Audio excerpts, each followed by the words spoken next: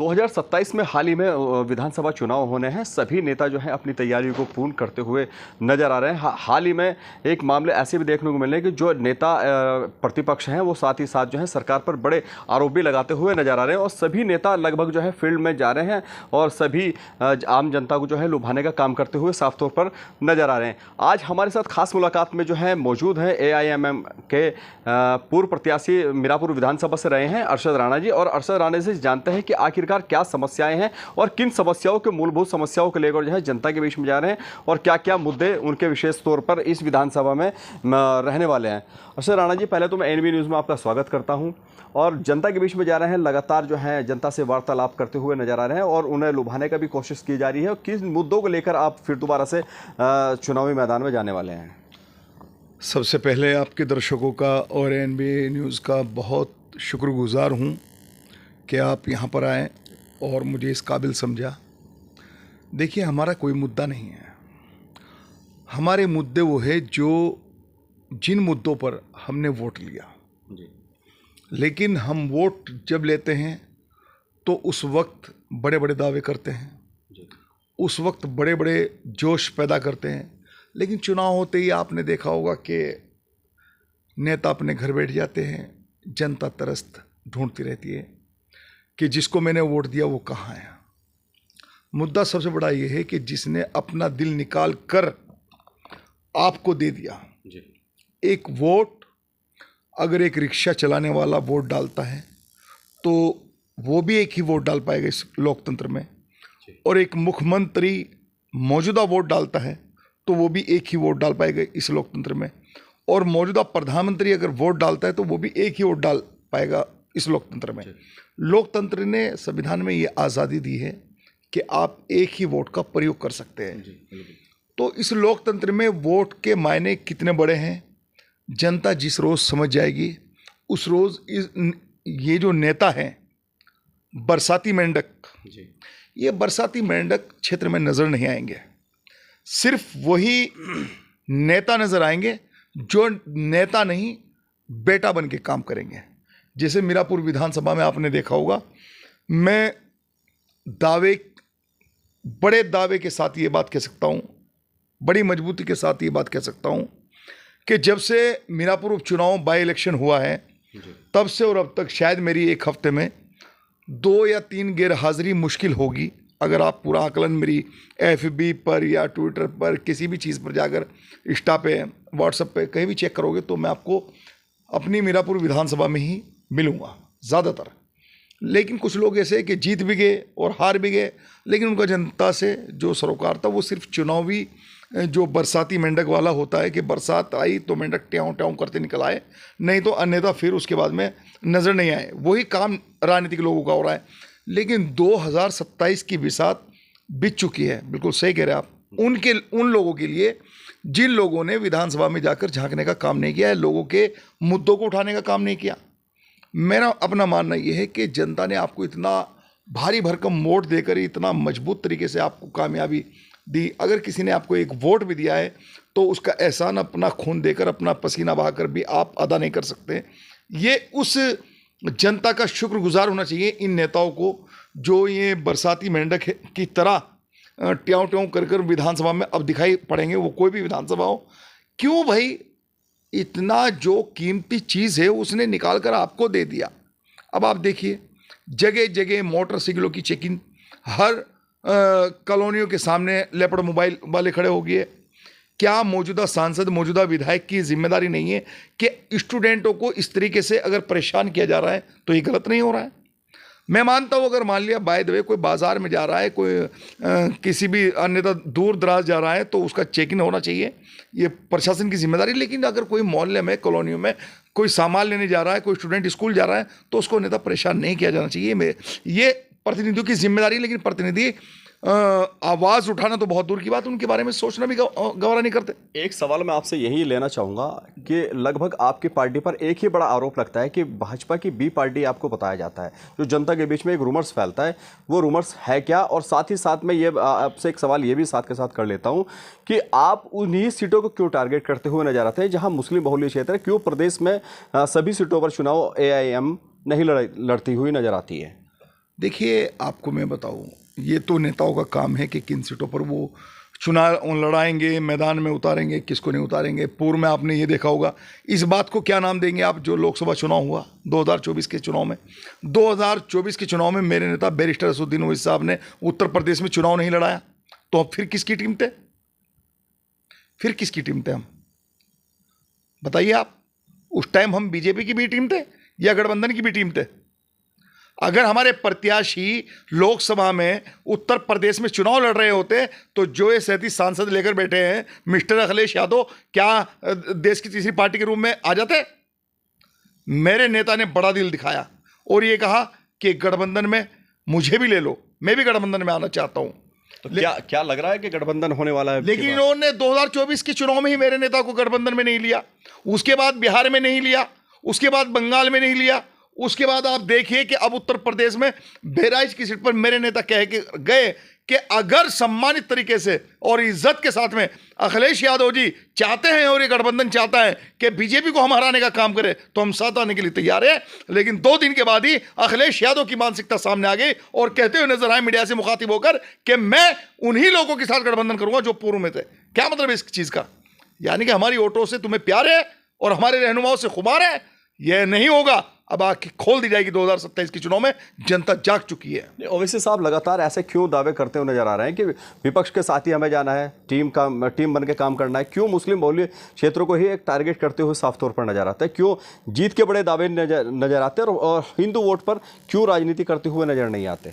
नहीं, आप शायद मेरे ख्याल से आपको पूरा नॉलेज नहीं है वरिष्ठ पत्रकार महोदय, क्योंकि आप बीजेपी की वाणी बोल रहे हो और समाजवादी की वाणी बोल रहे हो, मुझे ऐसा लग रहा है उनसे तुम्हारा अटैचमेंट है कुछ ना कुछ।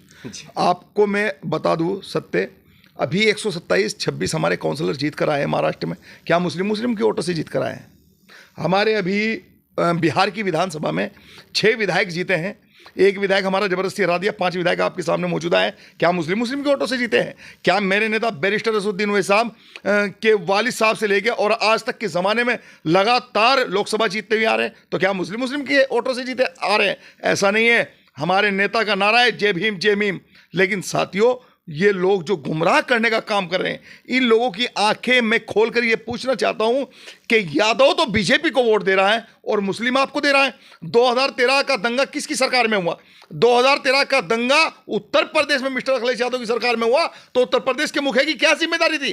दंगा कैसे हो गया जब आप सही तरीके से सरकार चला रहे थे? क्यों दंगा इसलिए हो गया क्योंकि आप चाहते थे कि बीजेपी हिंदू को लेकर चलेगी, मैं मुस्लिम को लेकर चलूंगा। लेकिन बेवकूफ बनाने की रणनीति धरी की धरी रह गई। 2013 से मुसलमान का बेवकूफ आप इस बात पर बना रहे हैं, अब की बार सरकार बना लूंगा, अब की बार सरकार बना लूंगा, अब की बार सरकार बना लूंगा, बीजेपी से बचा दूंगा, ये कर दूंगा, वो कर दूंगा। क्या क्या है आपने? 2027 को लेकर क्या मानसिकता आपकी रहने वाली है? क्योंकि आपको बहुत ज़्यादा वोट पड़ा था उपचुनाव में, ये जनता ने सभी ने देखा और बहुत तेज़ी से आप काम करते हुए नजर आए थे। और आपने एक बयान आपका बहुत ज़बरदस्त वायरल हुआ था उस टाइम पर कि हमने उसकी भैंस को भी डुबो ले बैठे। देखिए, मैं आपको बताऊं, मेरे नेता ने कहा है कि अगर हम किसी भी सूरत में इस तरह के हालातों का सामना करेंगे तो हम उन हालातों पर बिल्कुल बराबर की चोट करने का काम करेंगे। उत्तर प्रदेश में 2027 के चुनाव में क्या हमें बेवकूफ समझ रखा है? क्या हमारे लोगों की तमन्ना नहीं है? हमारे नेताओं के कुर्ते टंगा दिए गए हैं और हमारी वोटरों से प्यार हो रहा है। आप क्या समझते हैं? मुजफ्फरनगर में 2022 में 6 विधानसभाओं पर चुनाव हुआ। मुजफ्फरनगर में किस मुसलमान को आपने टिकट देने का काम किया? बताइए आप मुझे।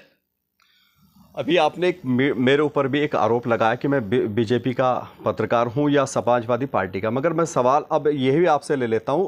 हाल ही में एक 15 स्टूडेंट की मौत हुई है कोचिंग सेंटर में, उस चीज़ को आपको क्या लेकर कहना है? क्योंकि लगातार जो है उत्तर प्रदेश के मुख्यमंत्री और उप मुख्यमंत्री जो हैं एक अखिलेश पर बड़ा आरोप लगाते हुए नज़र आ रहे हैं कि ये उनकी कमी थी।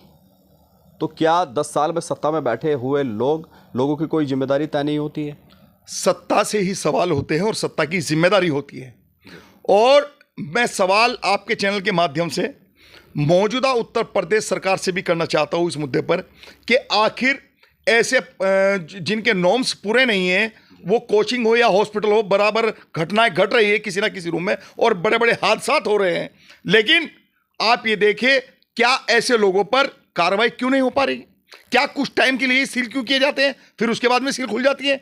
दूसरी बात, उत्तर प्रदेश में आपकी एक और रोशनी डालना चाहता हूं वरिष्ठ पत्रकार महोदय, कि आप देखिए, गौर से देखिए कि उत्तर प्रदेश में जहां अभी आपने देखा होगा राम मंदिर के अंदर चोरी हुई, तो कांग्रेस के लोगों ने आकर ज्ञापन देने का काम किया जिले वाइज में।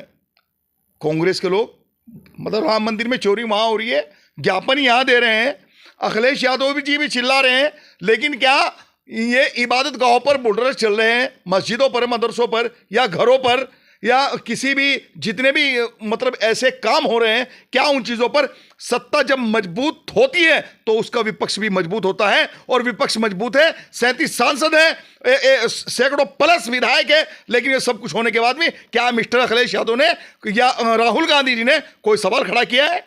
राम मंदिर पर ज्ञापन दे रहे हैं, अरे एक दिन ज्ञापन इस बात पर भी देते हैं कि जो बुलडोजर की कार्रवाई हो रही है वो नहीं होनी चाहिए।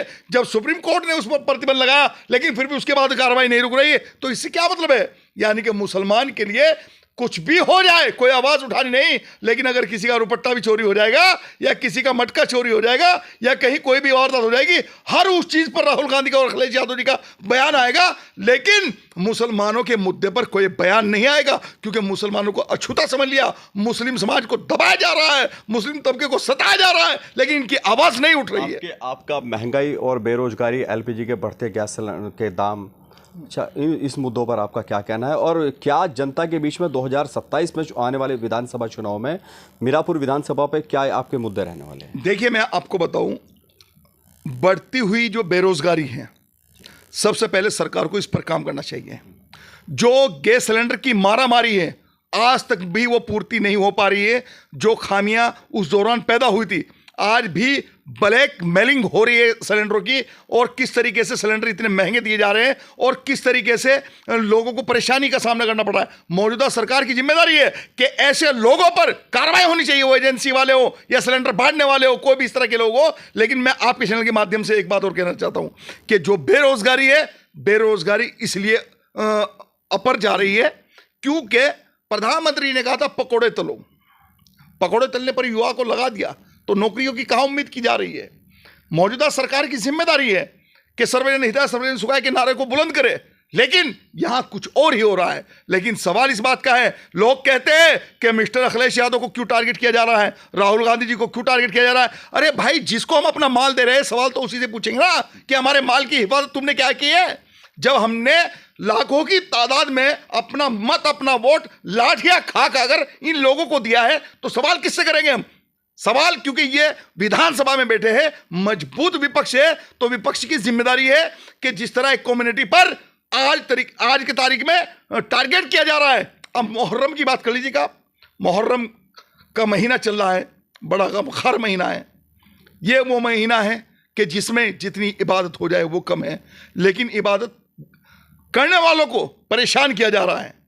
उनके जो एक पूर्व से और अब तक लगातार मुहर्रम के जुलूस चले आ रहे थे, जिस तरीके से उन पर प्रतिबंध लगाए जा रहे हैं, उनको दूसरे तरीके में एक तरफ सरकार ये कह रही है कि जिस तरीके से जो पहले से कार्यक्रम होते आ रहे हैं उसी तरह होंगे, और दूसरी तरफ मुहर्रम के जुलूसों को यहाँ से नहीं निकलेगा, ऐसे जाएगा, ऐसे जाएगा, कोई इधर कपड़ा लगा रहा है, कोई कपड़ा फाड़ रहा है, पता नहीं कैसी कैसी सियासतें हो रही है। अरे ये देखिए, गम का महीना है, हसन हुसैन का महीना है कि प्यारे नबी मोहम्मद मुस्तफ़ा सल्लल्लाहु अलैहि वसल्लम के नवासे और उनको याद करने का महीना है। एक लास्ट में आपसे सवाल ये ले लेता हूँ कि मीरापुर विधानसभा चुनाव अब की बार जीतने के लिए लड़ेंगे या दूसरे का खेल बिगाड़ने के लिए लड़ेंगे? जनता सीधा तौर पर बता दीजिए जनता को। ये खाली मीरापुर के चुनाव की बात आप मुझसे गलत कर रहे हैं। मैं उत्तर प्रदेश में एक जिम्मेदारी पर हूँ, और मेरे ऊपर मेरे नेता हाजी शौकत साहब, मेरे नेता बैरिस्टर असदुद्दीन ओवैसी साहब, मेरे नेता मेहताब चौहान साहब, जो जहाँ भी ये लोग मेरी ड्यूटी लगाएंगे या जिस भी सीट पर ये मुझे चुनाव लड़ाएंगे, इंशाअल्लाह ताला मैं उसी सीट पर चुनाव लड़ूंगा। मीरापुर विधानसभा मेरा परिवार है, मेरा घर है, मीरापुर विधानसभा का मैं बेटा हूं। लेकिन इंशाअल्लाह ताला, मैंने पहले भी कहा और आज फिर कह रहा हूं कि ये जो समाप्तवादी पार्टी के लोग हैं, इनकी आंखें नहीं खुल रही है। ये गठबंधन ओवैसी साहब से क्यों नहीं करना चाहते? मैं सवाल इस बात से पूछा हूं, क्या ओवैसी साहब में काटे हैं? क्या ओवैसी साहब पार्लियामेंट में नहीं बोलते? क्या ओवैसी साहब आवाज नहीं उठाते? क्या ओवैसी साहब देश का नेतृत्व नहीं करते? ओवैसी साहब के अंदर ऐसे क्या काटे हैं? आप सब लोगों से गठबंधन करोगे, चाहे किसी का एक भी विधायक हो, चाहे कुछ भी हो, लेकिन आप वो हिसाब से गठबंधन नहीं करोगे, क्योंकि आपको पता है जिस दिन बैरिस्टर असदुद्दीन ओवैसी साहब को गठबंधन में ले लिया, उस दिन मुस्लिम क़यादत मजबूत हो जाएगी, मुस्लिम लीडरशिप पैदा हो जाएगी। और आप मुस्लिम लीडरशिप पैदा करना नहीं चाहते, मुस्लिम लीडरशिप को आप इसी तरह खात्मा करना चाहते हैं जिस तरह आपने 2022 के चुनाव में किया था। लेकिन इंशाअल्लाह ताला मैं अपने नेता के आदेश अनुसार और उनके नेतृत्व में आपको बता दूं कि 2027 में ये जनता ऑल इंडिया मजलिस इत्तेहादुल मुस्लिमीन का जो तूफान है आपको दिखा देंगे। पत्रकार साथियों, आप ये देखिए कि अभी जो बंगाल में चुनाव हुआ, कांग्रेस पार्टी 293 सीटों पर चुनाव लड़ी। क्यों लड़ी? क्योंकि गठबंधन हो गया। बीजेपी ने कहा तुम इतनी सीटों पे लड़ लो, हम इतनी सीटों पे लड़ लेंगे और इस तरीके से क्या नाम उनको जिता देंगे। और अगर बंगाल की मुख्यमंत्री इस काबिल होती, उसके अंदर काबिलियत होती कि मतलब जिस तरीके से प्रदेश को चलाना था, लेकिन आज प्रदेश के अंदर पूरी ममता बनर्जी की सरकार खत्म हो गई है। क्यों हो गई खत्म? इस तरह कोई खत्म होता है? इसलिए खत्म हो गए क्योंकि जो असली रणनीति थी उन रणनीतियों पर आपने सरकार नहीं चलाई, आपने मौजूदा हालात को देखा, कल के बारे में नहीं सोचा। लेकिन मैं कहना चाहता हूं कि मेरे नेता पर जो इल्ज़ाम लगा रहे हैं वो अपने गिरबान झांक कर देख ले, और एहसास सबको है। और इंशाअल्लाह ताला ये मुस्लिम कम्युनिटी नहीं, जय भीम जय मीम का नारा बुलंद होगा और उत्तर प्रदेश में सेकुलर समाज के लोग ऑल इंडिया मजलिस इत्तेहादुल मुस्लिमीन पर यकीन कर एक तरफा वोट करने का काम करेंगे इंशाअल्लाह ताला। ये तो मेरे साथ अरशद राणा, इनका साफ तौर पर कहना है कि आखिरकार क्या वजह है जो समाजवादी पार्टी या गठबंधन जो है, इंडिया गठबंधन ओवैसी साहब के साथ क्यों गठबंधन जो है उत्तर प्रदेश में करता हुआ साफ तौर पर नज़र नहीं आ रहा। क्यों आखिरकार उन पर बड़े सवाल खड़े करते हुए अरशद राणा जी नज़र आ रहे हैं। और मेरे साथ देखते रहिए एनबी न्यूज़ मुजफ्फरनगर।